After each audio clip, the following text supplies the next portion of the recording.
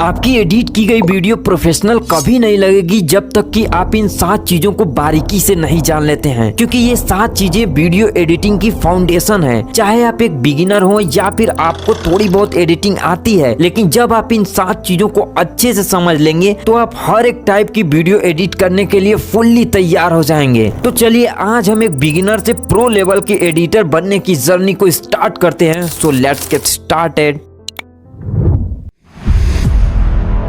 की framing editing दुनिया की जान है, जान। अरे ये वाली नहीं दोस्त, ये वाली। एक्चुअली की फ्रेमिंग एडिटिंग का वो पार्ट है जिसके थ्रू हम सब्जेक्ट या फिर ऑब्जेक्ट में जान डाल सकते हैं एंड उसकी प्रॉपर्टी को फुल्ली कंट्रोल कर सकते हैं। फिर चाहे वो स्केल प्रॉपर्टी हो, पोजीशन प्रॉपर्टी हो, रोटेशन प्रॉपर्टी हो या फिर ओपासिटी। फॉर एग्जाम्पल ये मेरी कार की एक सिंपल इमेज है जो कि स्थिर पड़ी है, जिसे हम यहाँ से यहाँ तक रन करवा कर ले जाना चाहते हैं। तो वो कैसे करेंगे? अरे भाई की फ्रेमिंग की हेल्प से। तो इसीलिए हम वीडियो लेयर पर एक की फ्रेम को यहाँ पर लगाकर उस कार को उठाकर उस जगह प्लेस कर देंगे। अब हमारा नेक्स्ट की फ्रेम ऑटोमेटिक ही यहाँ पर लग जाएगा ना। जब हम वीडियो को प्ले करेंगे तो ये कार में जान आ गई है। अब ये कार यहाँ से यहाँ तक ऑटोमेटिक ही चलकर जा पा रही है। कहने का मतलब ये है कि की फ्रेमिंग की हेल्प से हम किसी भी ऑब्जेक्ट को बड़ा या छोटा या उसके कलर को चेंज कर सकते हैं या फिर उसे इनविजिबल एंड विजिबल कर सकते हैं, इवन उसे मूव भी करा सकते हैं। अब चलिए मैं आपको की फ्रेमिंग की हेल्प से एक तगड़ी एनिमेशन बनाकर दिखाता हूँ। तो हम ओनली की फ्रेम्स का यूज करके कुछ इस टाइप की खतरनाक एनिमेशन को बनाना सीखेंगे एकदम स्क्रैच से। तो सबसे पहले हम कैपकट को ओपन करेंगे एंड न्यू प्रोजेक्ट से सबसे पहले हम बैकग्राउंड को टाइमलाइन पर इंपोर्ट कर लेंगे। फिर हम ऐड ओवरले पर टैप करेंगे और यहाँ पर वो फायर वाला स्पार्क टेक्सचर को इंपोर्ट कर लेंगे। तो इसके ब्लैक पार्ट को रिमूव करने के लिए हम ब्लेंडिंग मोड या फिर स्प्लाइस में आएंगे। देन यहाँ से हम फिल्टर्स को चूज कर लेंगे और इसकी ओपासिटी को हम थोड़ा सा कम कर देंगे और जहाँ तक हमारा फायर स्पार्क दिखना स्टार्ट हो रहा है वहां तक हम इस पार्ट को कट करके कुछ इस टाइप से लगा देंगे। फिर ओवरले पर टैप करके अपने कैरेक्टर पीएनजी को इंपोर्ट करके स्टार्टिंग में की फ्रेम को लगा देंगे लाइक दिस। फिर इस कैरेक्टर को थोड़ा सा नीचे ड्रैग करके कुछ इस टाइप से हाइड कर लेंगे। फिर टाइमलाइन पर थोड़ा सा आगे जाएंगे और कैरेक्टर को ऊपर करके कुछ इस टाइप से फिक्स कर लेंगे। अब ताकि हमारा जो कैरेक्टर पीएनजी है वो स्मूथली ऊपर आए, इसलिए मैं ग्राफ में आकर ईज को सेलेक्ट कर लेता हूं। आप चिंता ना कीजिए, ग्राफ के बारे में आगे डिटेल में बताऊंगा। अब हम बैकग्राउंड वाली लेयर पर क्लिक करके स्टार्टिंग में की फ्रेम लगाकर थोड़ा सा आगे जाकर बेसिक्स में इसके स्केल्स को थोड़ा सा इंक्रीज कर देता हूं एंड देन इसकी भी ग्राफ को हम ईज पर सेलेक्ट कर लेंगे। ना हमारा एनिमेशन अभी तक कुछ ऐसा बना है। नाउ कैरेक्टर वाली लेयर को सेलेक्ट करके हम उसे हल्का सा जूम कर लेंगे लाइक दिस। सेम उसी कैरेक्टर पीएनजी की फ्रेम्स को ध्यान में रखते हुए हम बैकग्राउंड पर भी एक की फ्रेम लगाएंगे और थोड़ा सा आगे जाकर हल्का सा उसे भी जूम कर लेंगे लाइक दिस। फिर इसके ग्राफ को हम क्वाड ईच पर सेट कर लेंगे। अब इसी मेथड से हम इस कैरेक्टर पीएनजी की फ्रेम की हेल्प से थोड़ा सा लेफ्ट साइड ड्रैग कर लेंगे लाइक दिस। अब यहाँ से हम ओवरले पर क्लिक करके लाइब्रेरी में आकर एक वाइट बैकग्राउंड को इंपोर्ट कर लेंगे और यहाँ पर लाकर सेट कर लेंगे। फिर मास्क में आकर इस रेक्टेंगल मास्क को सेलेक्ट करके उस पर हम एक बार और टैप करेंगे तो यहाँ पर उसकी राउंडनेस दिखेगी, जहाँ से आपको राउंडनेस को पूरा 100 कर लेना है। फिर यहाँ पर मास्क से थोड़ा सा बाहर आएंगे टाइमलाइन पर और टाइमलाइन पर आकर यहाँ पर एक की फ्रेम लगा देंगे और फिर इसकी साइज को एकदम से छोटा कर लेंगे और फिर थोड़ा सा आगे जाकर इसकी साइज को थोड़ा सा इंक्रीज कर लेंगे और ग्राफ में आकर इसकी ग्राफ को हम रीबाउंड आउट कर लेंगे। फिर अगेन मास्क में आकर एक की फ्रेम लगाकर इसकी राउंडनेस को हम 65 कर लेंगे एंड इसकी साइज में आकर हम x axis and y axis को कुछ इस टाइप से बढ़ा लेंगे और फिर इसकी भी ग्राफ को हम रीबाउंड पर सेट कर लेंगे। Then you can see this amazing animation through the only key frame. Animation is nice यार। देन देन मैं टेक्स्ट में आकर अपने स्टोरी के अकॉर्डिंग इस टेक्स्ट लिखूंगा और इसके कलर, फ्रंट एंड एनिमेशन को कुछ इस टाइप से सेट कर दूंगा। सेम उसी मेथड से मैं इसके नीचे वाले टेक्स्ट को लिखकर उसके कलर को हम रेड करके उसको फेड इन वाला एनिमेशन दे देंगे। Then you can see video preview. यार सो नाइस, आप देख सकते हैं। अब इस सीन को और ज्यादा बेहतरीन एंड प्रोफेशनल बनाने के लिए हम ओवरले से लाइब्रेरी में एक ब्लैक बैकग्राउंड को इंपोर्ट करेंगे। देन लेयर में जाकर इसकी लेयर को पकड़कर राइट साइड में थोड़ा सा ड्रैग करेंगे तो हमारा ब्लैक बैकग्राउंड नीचे चला जाएगा। देन यहाँ पर हम मास्क में आएंगे और यहाँ से हॉरिजॉन्टल मास्क को चूज कर लेंगे। फिर उस पर एक बार और टैप करेंगे ना दोस्त तो यहाँ पर रोटेशन का ऑप्शन दिखेगा। रोटेशन में आकर इसको 90 डिग्री पर सेट करके इसकी एक्स एंड वाई एक्सिस को थोड़ा सा छेड़छाड़ करके इसकी पोजीशन को हम यहाँ पर कर लेंगे। और फिर जब आप इस एरो के साइन पर क्लिक करके थोड़ा सा ड्रैग करते हैं तो ये बैकग्राउंड ऑटोमेटिकली स्मूथ हो जाता है। फिर यहाँ पर हम एक की फ्रेम लगाएंगे और ओपासिटी में आकर इसकी विजिबिलिटी को 0 पर कर देंगे और इसकी पोजीशन को भी हम हाइड कर देंगे और थोड़ा सा आगे जाकर इसकी पोजीशन को उसी जगह पर सेट करके इसकी ओपासिटी को हम फुल कर देंगे। देन यू कैन सी, अब मैं प्ले करके आपको प्रीव्यू दिखाता हूँ कि कितना ज्यादा हमारा एनिमेशन एकदम प्रोफेशनल दिख रहा है। नाउ फिर हम ओवरले पर टैप करके अपने AK-47 गन की PNG को इंपोर्ट करके यहाँ पर उसे कुछ इस टाइप से सेट कर देंगे। फिर एडजस्टमेंट में आएंगे एंड ह्यू एंड सैचुरेशन को थोड़ा सा छेड़ेंगे और बाकी सभी ऑप्शन को भी ट्राई करके देखेंगे जिसमें कि हमारा गन व्हाइट हो जा रहा हो। फिर जब गन हमारा कुछ इस टाइप कलर का हो जाए तो उसे की फ्रेम की हेल्प से, पोजीशन की हेल्प से आपको कुछ इस टाइप की सेम मेथड से जैसा मैंने पहले बताया ये वाला एनिमेशन बना लेना है जो कि आप बना लेंगे। डोंट वरी, मैं जानता हूँ कि इस गन के चारों तरफ एक लाइन विजिबल हो रही है जो कि मैंने एडजस्टमेंट में गलती से कलर करेक्शन में छेड़ दिया था।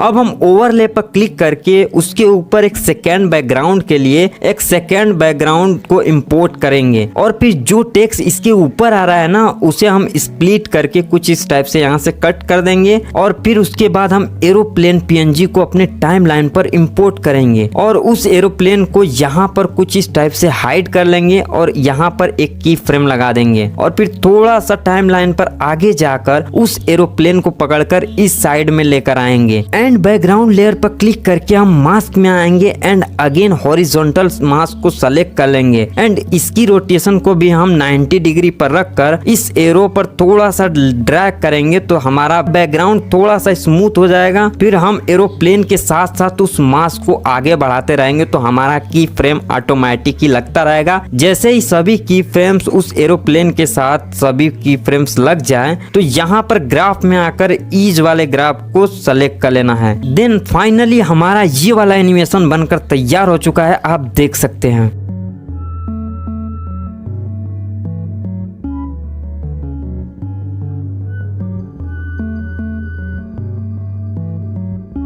फिर सेम मेथड से उसके बाद मैंने ओनली की फ्रेम की हेल्प से इन दोनों कैरेक्टर्स को भी ऐड कर दिया और कुछ इस टाइप से एनिमेट कर दिया। अब आप जो मैंने एनिमेशन बनाया है उसका फाइनल रिजल्ट देख सकते हैं दोस्त, कितना ज्यादा अमेजिंग एंड कितना अच्छा लग रहा है ये एनिमेशन, जिसे बनाना बहुत ही ज्यादा इजी है जैसा कि मैंने आपको बता दिया दोस्त।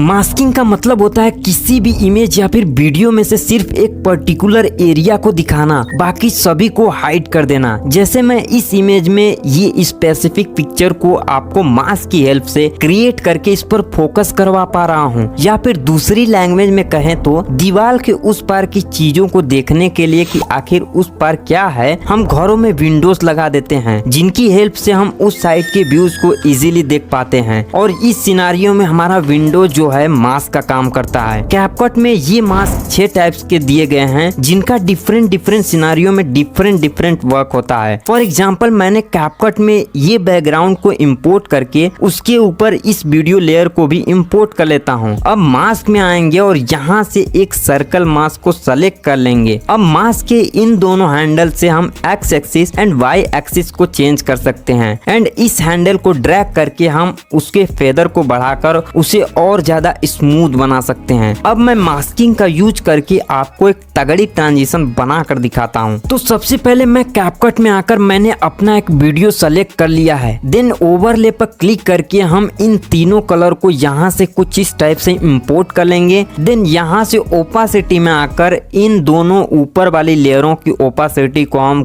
कम कर देंगे लाइक दिस। अब रेड लेयर पर क्लिक करके हम मास्क में आएंगे और यहाँ से हम एक सर्कल मास्क को चूज कर लेंगे। देन इस मास्क पर एक बार और टैप करेंगे और यहाँ से हम इसकी साइज को एकदम छोटा कर लेंगे जो कि बिल्कुल दिखाई न दे।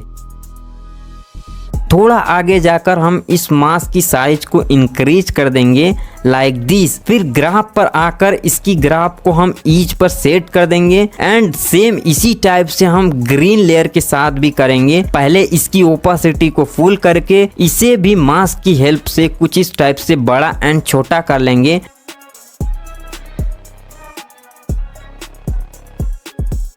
बस इसकी की फ्रेम रेड वाली लेयर की की फ्रेम से थोड़ा सा आगे रहेगी लाइक दिस और इसमें भी हम सेम ग्राफ को अप्लाई करेंगे।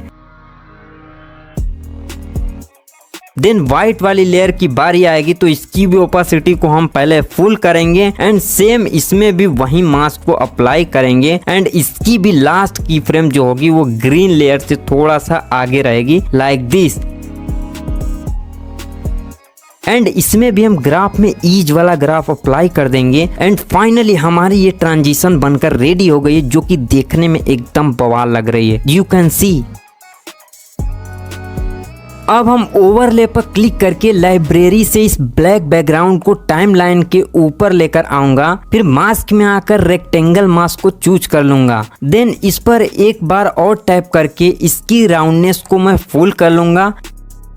फिर इसकी स्केल को एकदम से छोटा करके एक की फ्रेम लगा दूंगा लाइक दिस। देन इसकी स्केल को बड़ा कर लूंगा। फिर ग्राफ में आकर इसकी ग्राफ को हम रीबाउंड आउट पर सेट कर लेंगे। देन मास्क में अगेन आकर इसकी राउंडनेस को थोड़ा सा कम करके इसे थोड़ा सा आगे जाकर इसे कुछ इस टाइप से स्ट्रेच कर लेंगे। फिर की फ्रेम ग्राफ में इसकी भी ग्राफ को रीबाउंड आउट पर सेट कर लेंगे। देन हमारा कुछ इस टाइप का एक धांसू एनिमेशन बन जाएगा ओनली मास्क का यूज करके। अब मैं इस पर वाइटी ग्रो मास्टर लिख देता हूँ एंड इसमें ये वाला फ्रंट एंड टाइप 2 वाला एनिमेशन अप्लाई कर देता हूँ। Then you can see our final result is so amazing यार। ये है पावर मास्किंग की। अब चलिए मैं आपको मास्किंग का एक छोटा सा जादू और दिखाता हूँ। उसके लिए मैंने इस वीडियो को टाइमलाइन में इंपोर्ट कर लिया। फिर ओवरले से मैंने इस क्लाउड वाले वीडियो को भी इंपोर्ट कर लिया। अब मैं क्या करूँगा कि जो हमारी ऊपर वाली वीडियो दिख रही है ना उसे कुछ इस टाइप से डुप्लीकेट करके उसे ओवरले करके ऊपर लगा दूंगा। फिर थोड़ा सा राइट साइड स्क्रॉल करके हम रिमूव वीजी में आकर ऑटो रिमूवल पर क्लिक कर देंगे। देन यू कैन सी हमारा बैकग्राउंड सक्सेसफुली रिमूव हो चुका है। अब मैं यहाँ से सेंटर वाली लेयर यानी बादल वाली लेयर को सेलेक्ट करके मास्क में आऊंगा और फिर यहाँ से हॉरिजॉन्टल मास्क को चूज कर लूंगा और फिर यहाँ पर टैप करके इसकी फेदर को हल्का सा इंक्रीज करके इसे थोड़ा सा ऊपर कर लूंगा। Then you can see my final result is so amazing. अब देखिए ये हमारी रियल वीडियो है जो कि हमें कुछ इस टाइप से दिख रही है एंड नाउ हमारी मास्किंग की हेल्प से मैंने इस वीडियो को कुछ इस टाइप से शानदार बना दिया। आई होप अब आपको मास्किंग अच्छे से क्लियर हो गई होगी।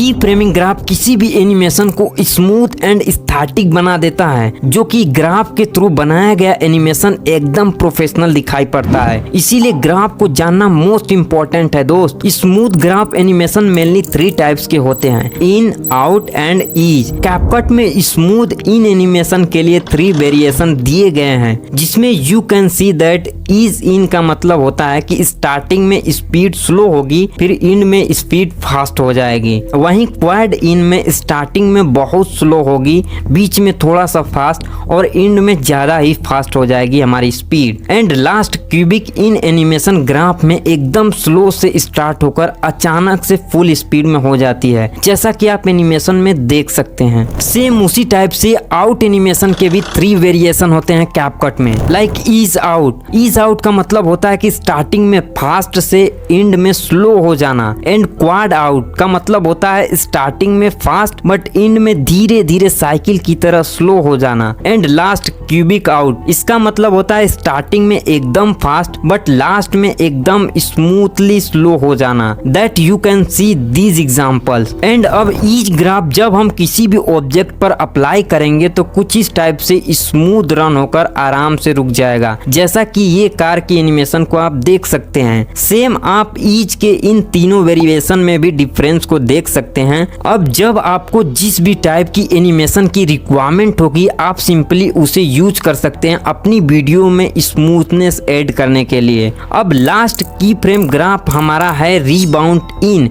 यानी कि सबसे पहले कोई ऑब्जेक्ट पीछे जाएगा, फिर तुरंत ही आगे की तरफ स्पीड पकड़ लेगा, लाइक दिस एग्जांपल। सेम उसी टाइप से उसी का जस्ट अपोजिट रीबाउंड आउट में सबसे पहले ऑब्जेक्ट आगे जाएगा, फिर लास्ट में हल्का सा पीछे आ जाएगा, जैसा कि आप देख सकते हैं। एंड नेक्स्ट पार्ट में मैं इस ग्राफ का यूज करके खतरनाक सा एनिमेशन भी बनाकर दिखाऊंगा।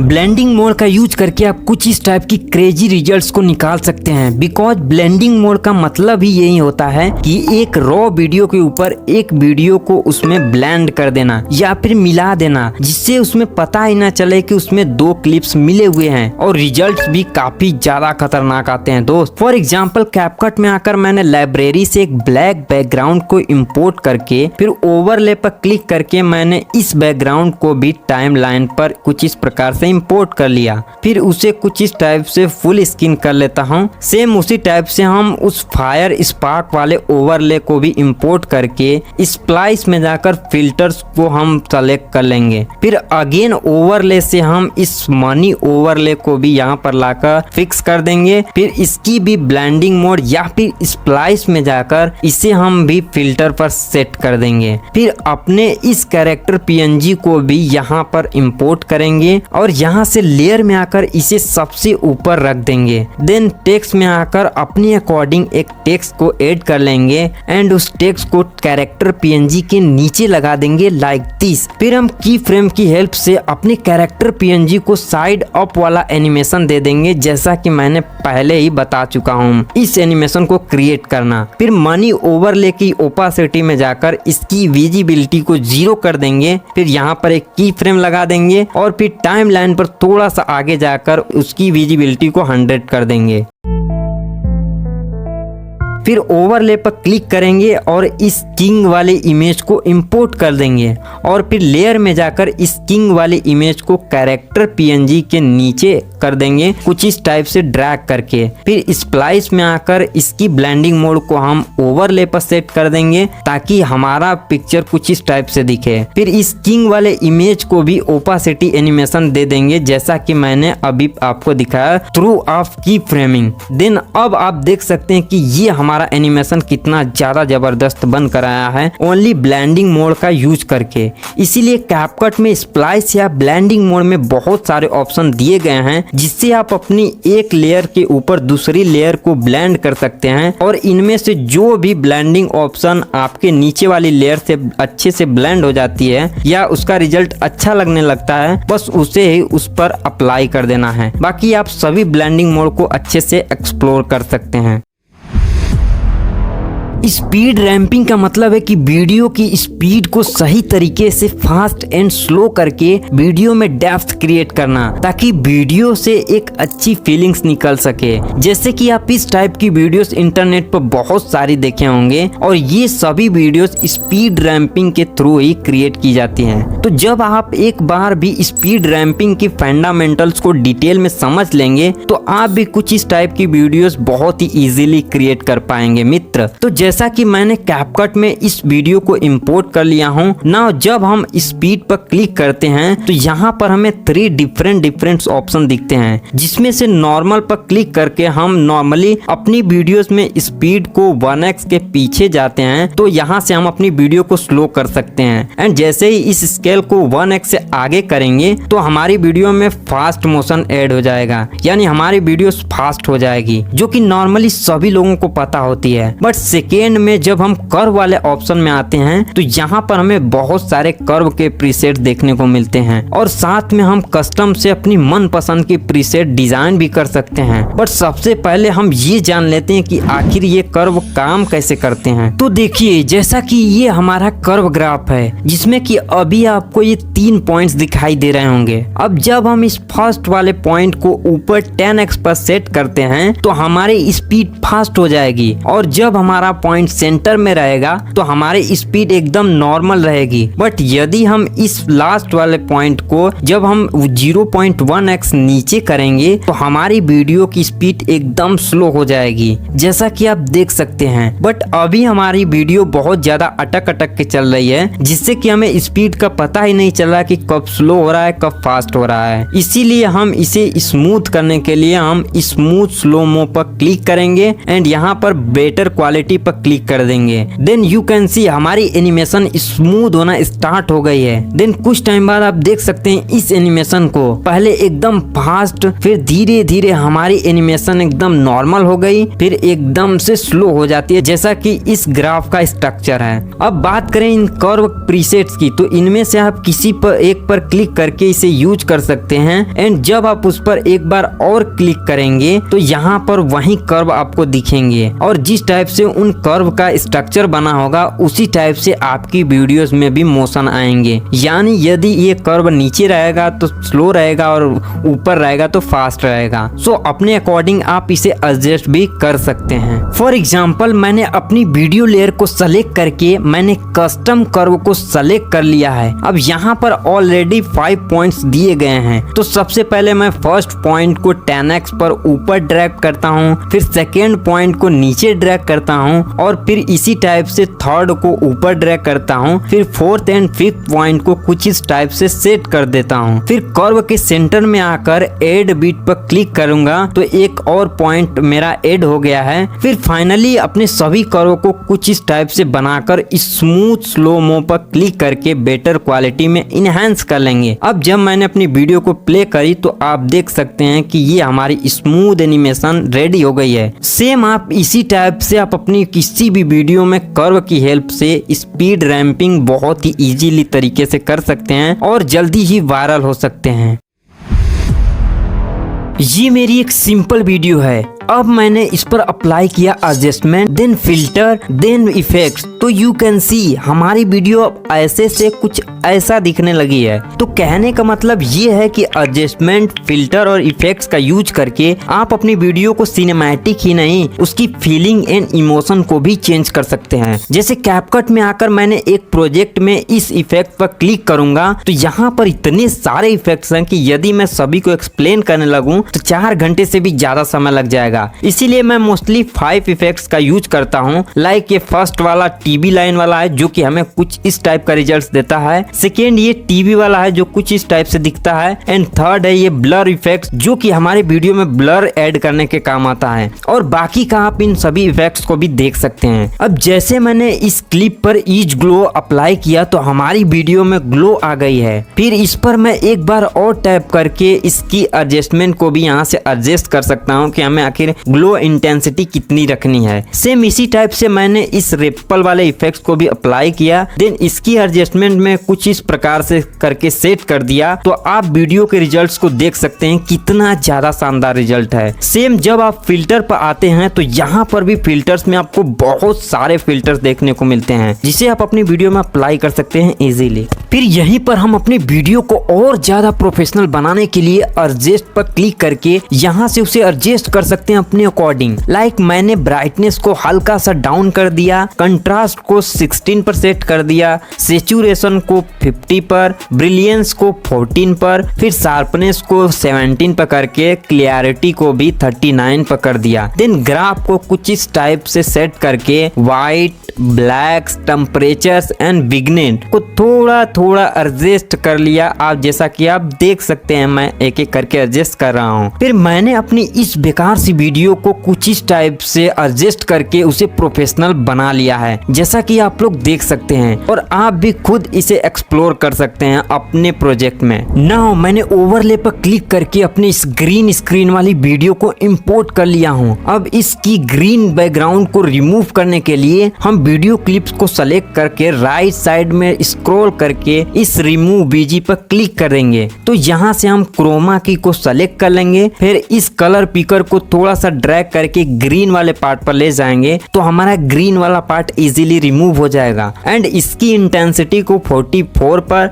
शैडो को 36 पर, फेदर एज को 37 पर एंड क्लीन अप एज को 69 पर कर लेंगे तो हमारा ग्रीन पार्ट कंप्लीटली रिमूव हो जाएगा। You can see the result. But जब किसी वीडियो में ग्रीन बैकग्राउंड की जगह बहुत सारे कलर्स होते हैं तो उसको रिमूव करने के लिए हम अगेन रिमूव बीजी पर क्लिक करेंगे और यहाँ से ऑटो रिमूवल पर क्लिक कर देंगे तो हमारा बैकग्राउंड इजीली रिमूव हो जाएगा। You can C.